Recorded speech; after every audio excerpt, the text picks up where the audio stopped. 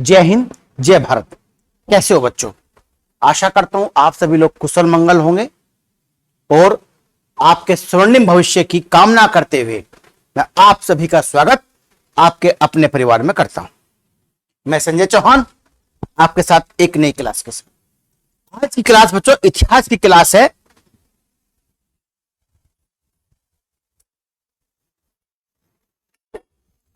इतिहास की क्लास है और इतिहास की आज जानते हैं आप 5वीं क्लास है, 5th क्लास इतिहास की है। और आज एक का विषय मानव का विकास। इससे पहले पाषाण काल पढ़ा, पाषाण काल के तीनों अंग पढ़ लिए, पुरा पाषाण काल, मध्य पाषाण काल और नव पाषाण काल। ताम्र पाषाण काल मानव विकास के बाद पढ़ेंगे। अब ये देखते हैं कि मानव का विकास किस तरीके से हुआ। हमने तीनों पाषाण काल में मानव विकास का एक क्रमिक चरण पढ़ा, एक के बाद एक मानव कैसे आगे बढ़ रहा है। देखो बच्चों, मेरा हमेशा यह मानना रहा है, जब भी कोई एजुकेटर आपको पढ़ाता है तो उसके दिमाग में एक हमेशा चीज बनी रहनी चाहिए कि किस पोर्शन से बच्चे के लिए किस तरह के क्वेश्चन उठ सकते हैं। यह चीज हमेशा दिमाग में रहनी चाहिए अध्यापक के। मेरे दिमाग में भी है, कहां से कैसे क्वेश्चन बनेंगे, किस तरह की चीजें आगे बढ़ेंगी, किस तरीके से आगे आगे चलेंगे, वो सब चीजें मैं आपको बताता हुआ चलूंगा क्रमबद्ध तरीके से। तो मानव का विकास आज का टॉपिक है। मानव का विकास किस तरीके से हुआ, कैसे मानव, हम लोग आज से 1,00,000 साल पहले ऐसे ही रहे होंगे क्या से आज हैं? नहीं, हम तो वो भी नहीं है जो आज से 500 साल पहले थे या 1000 साल पहले। पृथ्वीराज चौहान देख लीजिए आप, जो 50 से ऊपर किलो का भाला लेकर चलते हों, वो व्यक्ति कितने स्ट्रांग रहे होंगे। बाबर जैसा योद्धा जो 2 बड़े पहलवानों को अपने नीचे, हाथ के नीचे दबाकर किले की दीवार पर दौड़ लगाता था। कैसे लोग रहे होंगे वो, उससे पहले कैसे रहे होंगे और आज किस तरीके हैं। लाखों साल पहले, 10 लाख साल पहले, 40 लाख, 50 लाख साल पहले, तो वो क्रमिक विकास कैसे हुआ, कौन सी वो परिस्थितियां थी जिन्होंने मानव को इस तरह का बनने के लिए मजबूर किया या फिर मानव के उस विकास के चरण में सहायक हुई। कौन सा मानव बौद्धिक मानव है, कौन सा मानव हमारे सबसे निकटतम पूर्वज है हमारा, कौन सा हमारा आदि पूर्वज है, इस तरीके से देखते हैं। ठीक है, कई बार क्वेश्चन आए हैं कपी को लेकर, उड़न बटोर, गोरिल्ला ना, इन सब चीजों को लेकर। तो उन सब चीजों पर हम चर्चा करेंगे आज के विषय पर। विषय है मानव का विकास। मानव के विकास के बारे में सबसे पहले विकासवादी सिद्धांत, यानी कहना जो मानव और ये जो ब्रह्मांड का विकास हुआ, इसकी व्याख्या 2 ही तरीके से होती है। एक व्याख्या होती है विज्ञान के आधार पर और एक व्याख्या होती है अध्यात्म के आधार पर, यानी धर्म के आधार पर, रिलीजन के आधार पर। एक धर्म की व्याख्या, एक दैवीय व्याख्या है, जिसे सबसे पहले बाइबिल है या आपका कुरान शरीफ है या सनातन धर्म की चीजें हैं। ये मानव की उत्पत्ति का अलग अलग कारण बताते हैं, जितने भी धर्म हैं सब। लेकिन विज्ञान कुछ अलग तरीके से चलता है। विज्ञान मानता है विकासवादी चरण, यानी मनुष्य का जो है वो क्रमिक विकास हुआ है। क्रमिक यानी क्रमबद्ध तरीके से हुआ है। तो हमको वही पढ़ना, आपको किसी अध्यात्म या धर्म के बारे में नहीं पढ़ना है किसने किस तरह की बातें बताई है। बाइबिल ने दैवीय सिद्धांत दिया मानव उत्पत्ति का। सनातन धर्म में भी श्रद्धा और मनु को आदि पूर्वज कहा जाता है। जो आपका बाइबिल है उसमें एडम और हव्वा जो 2 लोग हुए हैं, स्त्री और पुरुष, उनको आदि पूर्वज माना जाता है। लेकिन विज्ञान का जो सिद्धांत है, जो सबसे पहले बच्चों किसने दिया था? डार्विन ने दिया था। किसने दिया था? डार्विन ने। तो देखते हैं, सबसे पहले डार्विन ने सिद्धांत दिया था विकास का सिद्धांत। आप जानते हैं डार्विन का सिद्धांत? डार्विन कौन है? डार्विन यूरोप का एक यात्री था, एक वैज्ञानिक था, जीव वैज्ञानिक था, जो एक लंबी यात्रा पर निकला उत्तरी अटलांटिक महाद्वीप में बीगल नामक जहाज पर, बीगल बीगल उसके जहाज का नाम था, जिस जहाज पर वो डार्विन चला। उत्तरी अटलांटिक में जब वो समुद्र की यात्रा कर रहा था, लंबे समय तक यात्रा कर रहा था, तो उसने समुद्र के स्पीसीज देखी, कुछ चीजें देखी, जीव जंतु देखे, उनमें संघर्ष देखा और अपनी पुस्तक लिखी, the origin of species. The origin of species, प्रजातियों की उत्पत्ति किस तरीके से हुई है, कैसे आई है, तो उसी के सिद्धांत को बोलते हैं विकासवादी सिद्धांत।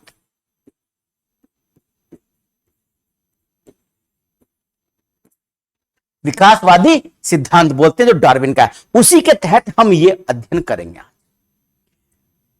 अपनी पुस्तक द ओरिजिन ऑफ स्पीसीज में डार्विन ने, आप जानते हैं, सर्वाइवल ऑफ द फिटेस्ट, योग्यतम की उत्तरजीविता, यानी इन्होंने कहा कि जीवन वही आगे बढ़ा पाता है जिसमें योग्यता होती है।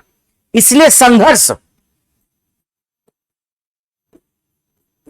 हर जीव में होता है। अपना अस्तित्व बनाए रखने के लिए हर जीव संघर्ष करता है, वो चाहे जंगली जीव हो, चाहे वो समुद्री जीव हो, चाहे वो मनुष्य हो। देख लीजिए आप, अगर आप इतिहास देखते हैं मनुष्य का, तो वैदिक काल से लेकर और आज तक देख लीजिए, क्या कभी ऐसा कोई समय रहा है जब कोई युद्ध ना हुआ हो, कोई नरसंहार ना हुआ हो, लड़ाई झगड़े ना हुआ हो? ऐसा संभव नहीं है। कि संघर्ष प्रकृति का नियम है। संघर्ष होगा, उस संघर्ष में जो योग्य होगा वही व्यक्ति जीतेगा, यानी योग्यतम की उत्तरजीविता, यही व्यक्ति अपनी प्राणियों को, अपनी पीढ़ी को आगे बढ़ाता है। उसी तरीके से विकासवादी सिद्धांत किसने था? डार्विन ने।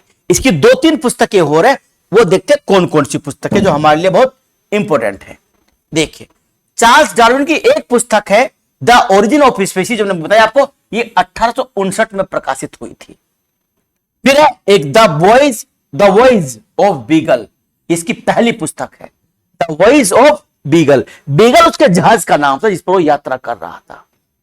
एक है the descent of man, the descent of man, ये भी 1859 की है। ये याद रखा, कभी भी कुछ भी पूछ सकता है, कुछ पता नहीं है आजकल तो पूछने का, स्टैटिक जीके का नाम देकर कुछ भी पूछ सकते हैं। तो 3 पुस्तकें, डार्विन का सिद्धांत है, विकासवादी सिद्धांत और योग्यतम की उत्तरजीविता, ठीक है ना, संघर्षों का इतिहास है। कहा कि संघर्ष से ही व्यक्ति, प्राणी, कोई भी प्राणी होगा वो संघर्ष से आगे बढ़ता है। इसलिए आप देख लीजिए, आप पशु होते हैं, पक्षी होते हैं, अब जो पक्षी ऊपर हैं उनका कोई जमीन बढ़ती है उनकी, या कोई धर्म है उन पक्षियों का जिसे वो लड़े, वो फिर भी लड़ते हैं, झगड़ते हैं। कुत्ते होते हैं किसी क्षेत्र में, उनके अपने अपने इलाके बटे होते हैं, दूसरा दूसरे के में जाएगा ना तो उसको मार खाएगा। कोई उनको बांट रहा है, कोई उनको बताया कि भाई ये तेरा इलाका है, तेरा इलाका है। अरे तो जब गली के कुत्ते तो सबका ही है, लेकिन नहीं, प्रकृति ने दिया है संघर्ष। संघर्ष में ही व्यक्ति या कोई प्राणी निखर पाता है, और जो निखरता है वही संवरता है। चलिए देखते हैं आगे क्रम में क्या चलता है। देखिए, मानव का जो वर्गीकरण है, यह सबसे पहले आपको जानना जरूरी है। यह साइंस का टॉपिक है, लेकिन हमको मानव विकास में इसको पढ़ना पड़ेगा।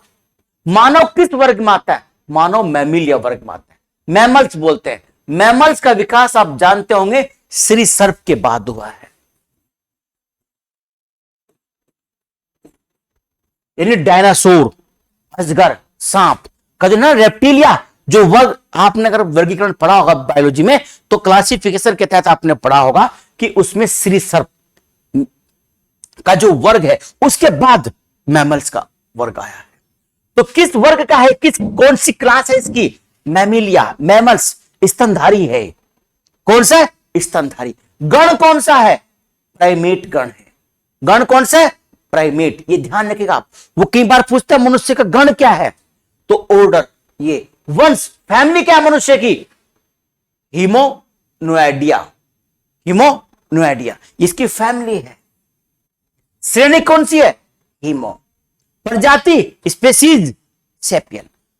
होमोसेपियन श्रेणी और प्रजाति को मिला के बोलते हैं। श्रेणी और प्रजाति मिला के क्या बोलते हैं? होमोसेपियन। हम बोलते हैं मनुष्य का आधुनिक नाम क्या है? जी होमोसेपियन है। इसमें होमो क्या है? श्रेणी है, जेंडर, उसका जीनस है उसका। सेपियन क्या है? उसकी प्रजाति है। पूछिए किसी से कि होमोसेपियन में होमो क्या है, बताएगा आपको।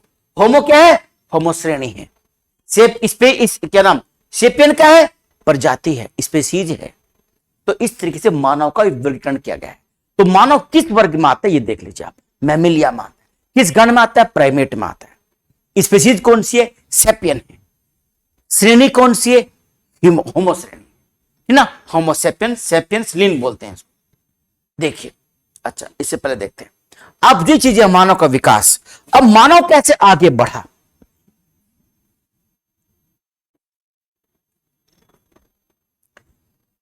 देखिए, मानव विकास किस तरीके से हुआ। लगभग 4.6 अरब वर्ष पहले तो हम बताते हैं कि पृथ्वी ने अपना आकार ग्रहण किया। 4.5 अरब साल पहले पृथ्वी ने अपना आकार लिया। तब इस पर सूर्य पर कोई प्राणी नहीं था, आग का गोला थी। धीरे धीरे ठंडी हुई और परिस्थितियां बनती चली गई। सबसे पहले जल आया पृथ्वी पर, जलीय जीव सबसे पहले आया। जब जलीय जीव आया उसके बाद धीरे धीरे और चीजें आने लगी। जो मनुष्य है, जो हम मानव पढ़ रहे हैं, तो मानव का इतिहास बहुत पुराना नहीं है बच्चों, 50 लाख पुराना है बस। 50 lakh BCE, before common era. ज्यादा पुराना नहीं है मनुष्य, बस 50 लाख साल पुराना है ना। लगता नहीं 50 लाख साल। देखिए 60, 70, 80, 90 साल ही बहुत लगता है। इतना लंबा जीवन हो गया है, 100 साल जिया है, तो 50 लाख साल तो बहुत है। 50 लाख साल से पहले, ये सोचो 50 लाख साल के समय पृथ्वी पर किस तरह की चीजें रही होंगी। पृथ्वी पर क्या रहा होगा। जंगल थे पृथ्वी पर, और कहीं कहीं बहुत ठंड थी पृथ्वी पर। मैदानी भागों में बर्फ जमी हुई थी, हिम युग था, शीतल युग चल रहा था। जंगलों के अंदर प्राणी रहा करते थे, मैदानी भागों में नहीं थे। उससे पहले 50 लाख साल पहले से जो जिस हम मानव क्रम पढ़ रहे हैं, उस मानव का नाम दिया गया है रामापिथेकस। रामापिथेकस ये सबसे पहला जीव है जिसको हमने मनुष्य का एक आदि पूर्वज तो ऑस्ट्रेलोपिथेकस माना जाता है, लेकिन ऑस्ट्रेलोपिथेकस जिससे बना वही रामापिथेकस है। ये एक प्रकार से जंगलों में रहने वाले लोग थे। जंगलों में रहने वाले लोग थे। और आप जहां जब जंगलों में रहोगे तो आपको पेड़ चढ़ने पड़ेंगे, पेड़ के नीचे उतरना पड़ेगा। तो दोनों हाथ और पैरों से काम करते थे, ऐसे चलते पशुओं की तरह ऐसे चला करते थे। कौन? रामापिथेकस। ये जंगली मानव था, एक प्रकार से जंगलों में रहा करते थे। जब धीरे धीरे बर्फ पिघलनी शुरू हुई, मैदान बनने शुरू हुए, तो उन जंगलों से बाहर आने वाला जो मानव था वो था ऑस्ट्रेलोपिथेकस। ऑस्ट्रेलोपिथेकस क्या मतलब बच्चों उसका? ऑस्ट्रेलियो।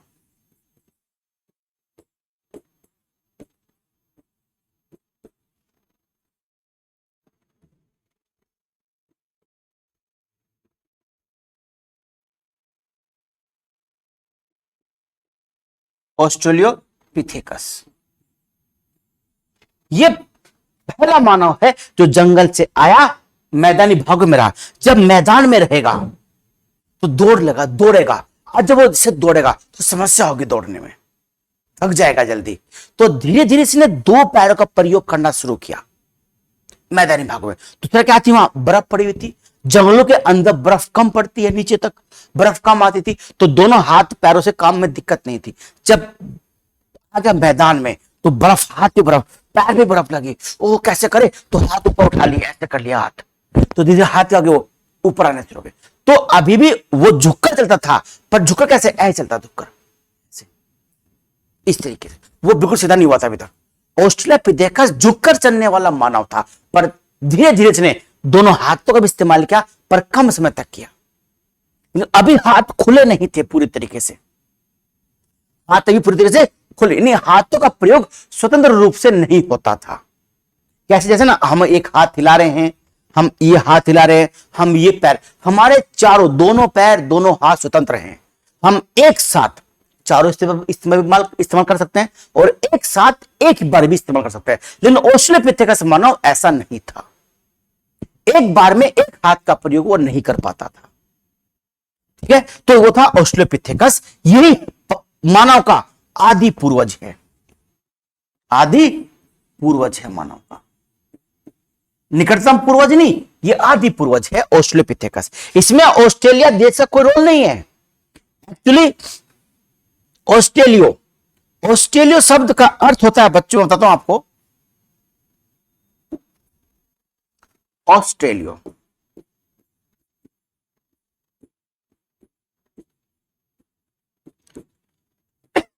शब्द का अर्थ होता है दक्षिण। क्या होता है? दक्षिण। आपने पढ़ा होगा ना ज्योग्राफी में, ऑरोरा बोरियालिस और ऑस्ट्रियालिस, ऑरोरा बोरियालिस और ऑरोरा ऑस्ट्रियालिस। तो ऑस्ट्रियालिस का मतलब होता है, ऑस्ट्रेलिया होता है दक्षिण।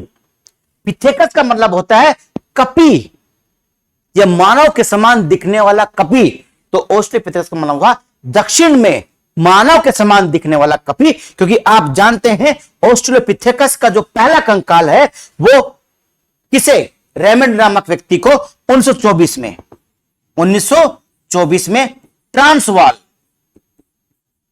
ट्रांसवाल एक जगह पड़ती है दक्षिणी अफ्रीका में, अफ्रीका महाद्वीप के दक्षिण अफ्रीका देश में एक ट्रांसवाल जगह है 1924 में। वहां पर रेमंड नामक व्यक्ति ने,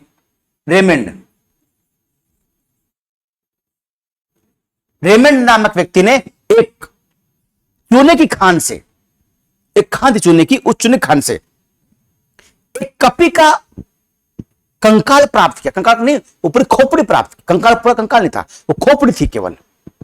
जब इसकी कार्बन डेटिंग निकाली गई तो 50 लाख साल के आसपास बैठी। तो वो 1924 का ट्रांसवाल क्षेत्र है, दक्षिण अफ्रीका है, वहां से मिला कि दक्षिण अफ्रीका साउथ में है, तो नाम देगा ऑस्ट्रेलोपिथेकस। मतलब क्या? मानव के समान दिखने वाला कपी, तो ऑस्ट्रेलोपिथेकस बन गया। क्या बन गया? ऑस्ट्रेलोपिथेकस। ये तो 1924 की बात है, क्योंकि 1924 की। तो ये देखिए आप, मतलब उसको डिटेल में थोड़ा आगे चल के अभी, तो ये देखिए आप, ये 50 लाख साल पहले रामापिथेकस था, जो क्या था, एक प्रकार से जंगल में रहा करता था। जंगल से बाहर आने वाला जो पहला मानव पूर्वज है वो ऑस्ट्रेलोपिथेकस है। ये बात याद रखिए, ये पहला मानव जो जंगल से बाहर, और इसने दोनों पैरों पर चलना, हल्का चलना शुरू किया, लेकिन दोनों हाथ भी इस्तेमाल करता था चलने के लिए, कई बार पैर कई बार हाथ। अभी तक पूरी तरीके से सीधा खड़ा नहीं हुआ। अब इनमें जो रामापिथेकस, ऑस्ट्रेलोपिथेकस, होमो इरेक्टस, निएंडरथाल, क्रो-मैग्नन का जो क्रम है वो देखते हैं कौन सा क्रम है। ये देखिए आप, पहला कौन सा है? रामापिथेकस। इसे कीनियाई पिथेकस भी कहते हैं, कि इसके प्रमाण हमें कीनिया के पास से मिले हैं। कहां से मिले? कीनिया के पास से, तो उसको कीनिया पिथेकस कह दिया। जो इसके बाद कौन सा है? ऑस्ट्रेलोपिथेकस। ये 50 लाख साल से 30 लाख साल तक इसका काल रहा ऑस्ट्रेलोपिथेकस, यानी इतने लंबे साल तक मानव इसी अवस्था में रहा। सोच के देखिए आप, कैसा लगता है?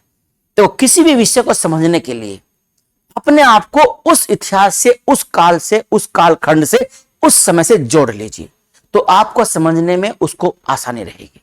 तो वही इसी तरीके से मैं आपको बता रहा हूं। ऑस्ट्रेलोपिथेकस 50 लाख से 30 लाख साल बीसी, यानी लगभग 20 लाख साल तक, 20 लाख साल तक वो मनुष्य उसी प्रकार से चला।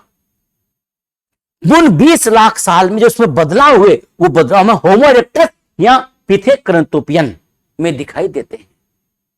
जो बदलाव हुए वो क्या बदलाव होते हैं, वो भी हम इसमें पढ़ेंगे।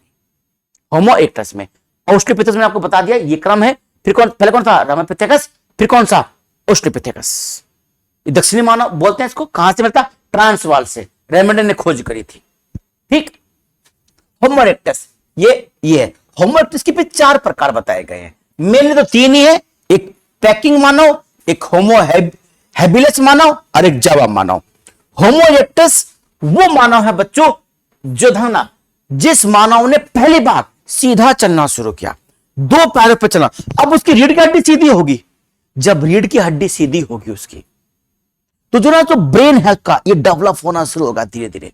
कि देखो, जब हम झुककर चलेंगे ना, जब पशु होता है तो हमारे ब्रेन, और आप जानते हैं एक होता है छोटा दिमाग, वो देखिए अपने क्रांतिवीर मूवी, किसकी, नाना पाटेकर, यहां मारता हो, अरे थोड़ा दिमाग का यहां मत मारिएगा भैया, इस तरह का। तो ये होना हमारा होता है पीछे मेडुला ओब्लोगेंटा, ये रीढ़ की हड्डी और हमारे मस्तिष्क को ऐसे जोड़ता है। तो जब रीढ़ की हड्डी सीधी हुई तो कहीं ना कहीं ब्रेन का एक हिस्सा डेवलप होना शुरू हुआ, एक्टिव होना शुरू हुआ, मेडुला ओब्लोगेंटा एक्टिव होना शुरू हुआ। जो एक्टिव होना शुरू होगा तो मानव का मस्तिष्क अलग तरीके से काम करेगा, ज्यादा काम करेगा। तो वो इसी सीधा बनने से हुआ। अगर वो मानव सीधा ना बनता तो ध्यान रखिए कभी भी इस तरह का ब्रेन का विकास ना होता। मानव सीधा खड़ा हुआ दो पैरों पर, वो होमो इरेक्टस ही था। तो इसका मतलब ही होता है सीधा चलने वाला मानव, सीधा चलने वाला मानव। अब जो इसमें होमो हेबिलस है, ये पहला है। ये वो व्यक्ति है जिसने अपने हाथों का स्वतंत्र प्रयोग किया, ये इधर ये इधर। जब हाथ का प्रयोग करना सीख गया तो कारीगर मानव बना। क्या बना? कारीगर। औजार बनाने शुरू किए। हमने पढ़ा था ना पूरा पाषाण काल 25 लाख के आसपास का, तो है ना 30 लाख के बाद की तो कहिए, ये 30 लाख के बाद का है, 30 लाख के बाद का है। ये पूरा पाषाण काल शुरू हो गया। कौन सा पाषाण काल? पूरा में भी पहले वाला पूरा पाषाण काल, यानी कौन सा? पहला पूर्व पाषाण था ना। पूरा पाषाण को 3 भागों में बांटा गया है। कौन कौन सा? पहला कौन सा? उच्च पूरा पाषाण काल, निम्न पूरा पाषाण काल और मध्य पूरा पाषाण काल। जो पहले वाला पाषाण काल है, पूरा पाषाण काल, ये वो हिस्सा है, वो होमो इरेक्टस है। इसने जब ये हम बात हमने पढ़ी थी उसमें 25 लाख के आसपास, तो इसने औजार बनाने शुरू किए, हथियार, हैंडेक्स बनाया, हस्त कुठार बनाया। बोलते ना हैंडेक्स, हस्त कुठार, जो कहां से मिला है? मद्रास के पास से, अत्रिपक्कम से मिला है, पल्लवरम से मिले हैं। तो यानी औजार बनाना शुरू किया। तो होमो इरेक्टस का जो होमो हैबिलिस है वो पहला कारीगर मानव। जब कारीगर सीखा तो कला भी सीख ली, पहला कलाकार भी बना। कलाकार क्या बना? क्या एक्टिंग करी? क्या फिल्म बनाई? नहीं, यानी चित्र बनाने शुरू किए, दीवारों पर चित्र बनाना। जब हाथ का प्रयोग जब तक स्वतंत्र नहीं होगा, जैसे हमारे गाय बैल हैं, भैंस है, वो क्या अपने एक पैर का प्रयोग स्वतंत्र रूप से कर सकते हैं? नहीं कर पाएंगे। अगर उनमें कला होती तो अपना पैर उठाते और एक पैर से अपना क्या क्या करते हो, कहीं पर भी कुछ भी काम कर लेते। या कुत्ता होता है, कुत्ता एक पैर से जरूर वो करता है, पर उससे कहो भाई चल ये पेन ये ले और इस दीवार कुछ बना, तो शायद वो ना बना पाए। स्वतंत्र प्रयोग नहीं होता है। यही था मानव का पहला, इससे पहला मानव। इसने पहली बार स्वतंत्र हाथ का प्रयोग किया और कारीगर बना और कलाकार बना। औजार बनाने वाला पहला मानव यही था, होमो हैबिलिस, जिसने औजार बनाए, हथियार बनाए। कारीगर मानव यही। अभी भी जैसे ना पेकिंग मानव, इस मानव ने समूह में रहना और गुफाओं में रहना प्रारंभ किया। ये पेकिंग जो है ये चीन से मिला है मानव। ये चीन में पेकिंग नामक एक स्थान है जहां से इसके अवशेष मिले हैं, इसको पेकिंग मानव कह दिया। जावा मानव, ये सीधा चलने वाला मानव, ये भी। और ये पहला बौद्धिक मानव है, पहला बौद्धिक मानव, ध्यान रखिएगा, पहला बुद्धिमान मानव। कौन सा? जावा मानव, ये पहला बुद्धिमान मानव। लोग अभी भी कच्चा मांस खाते थे। बुद्धि का मतलब नहीं कि इतनी बुद्धि तो डेवलप हो गई चलो भाई कंप्यूटर सीखते हैं, कंप्यूटर बनाते हैं, नहीं। इनकी बुद्धि अभी भी इतना काम करने लगी थी कि कुछ सोचकर कुछ काम करने लगे, पर ये कोई नए आविष्कार नहीं कर रहे थे, बस अचानक इनसे हो जा रहा था। जब उसकी आदत बननी शुरू हुई तो इनकी हैबिचुअल हो गई, आदत में आ गई वो चीज। तो हमने बोला कि इन्होंने बुद्धिमान मानव। कौन सा? जावा मानव। इसके बाद कौन सा? निएंडरथाल, सामाजिक जीवन जीने वाला पहला यही था। आग का आविष्कार, आग का प्रयोग करने वाला मानव भी पहला यही था, निएंडरथाल। आप जानते हैं उच्च पूरा पाषाण काल, जो बाद का पूरा पाषाण काल था, उसमें अग्नि का आविष्कार हो चुका था, लेकिन जो मध्य पाषाण काल आया उसमें अग्नि का सबसे ज्यादा प्रयोग हुआ। ये वही 10,000 ईसा पूर्व के आसपास का मानव है, जब मध्य पाषाण काल में अग्नि का खूब आविष्कार हुआ। और अंत्येष्टि, यानी इसने अपने मृतक को अंत्येष्टि के रूप में उसका अंतिम संस्कार करना शुरू किया, उसको दफनाना शुरू किया, गड्ढे में रखना शुरू किया। और आपको मैंने नव पाषाण काल में बताया था और मध्य पाषाण काल में बताया था कि अंत्येष्टि का मतलब था कि इनको अपने पूर्व जीवन में भी विश्वास था, पुनर्जन्म में कहीं ना कहीं विश्वास हो रहा था, अध्यात्म की तरफ, एक अलौकिक सत्ता की तरफ बढ़ रहे थे कि हाँ कोई ऐसा परलोक है। तो वो मानव कौन सा है? निएंडरथाल मानव।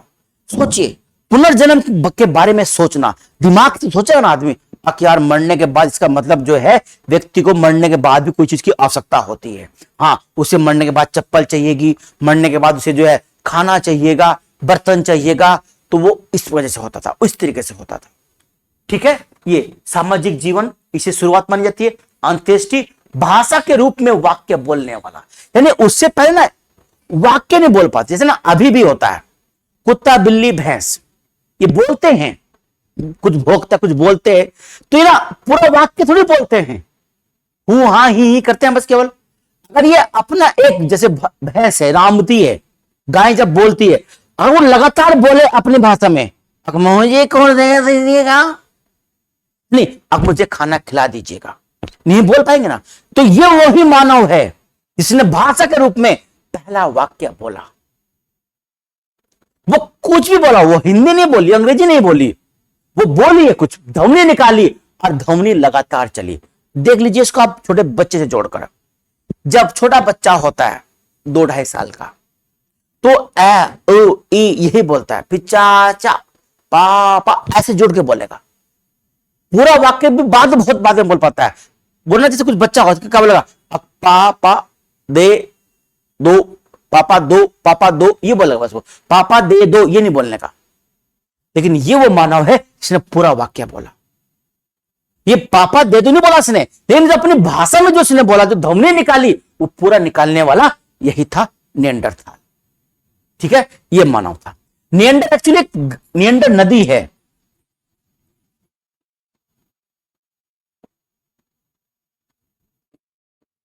निएंडर घाटी है जर्मनी में। कहां पर?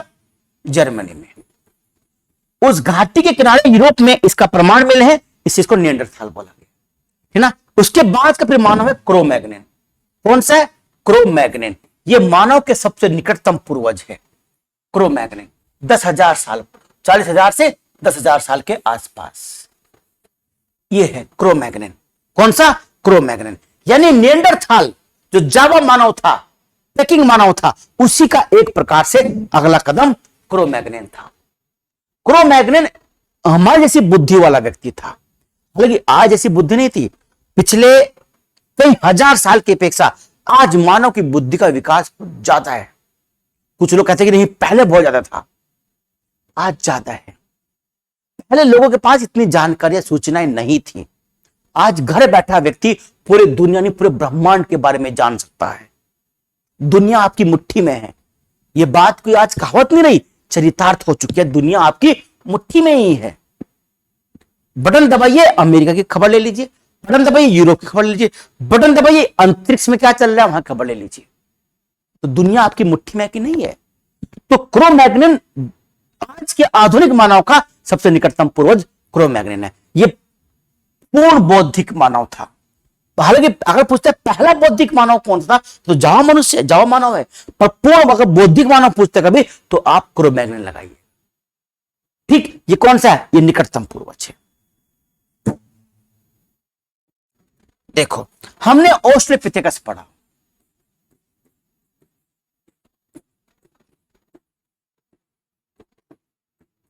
पिथेकस।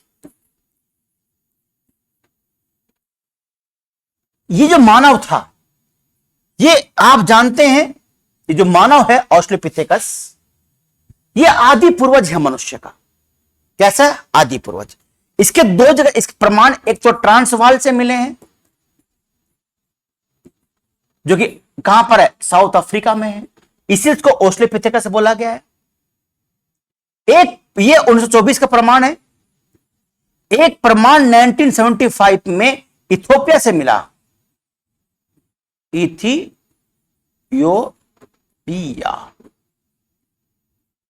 इथियोपिया।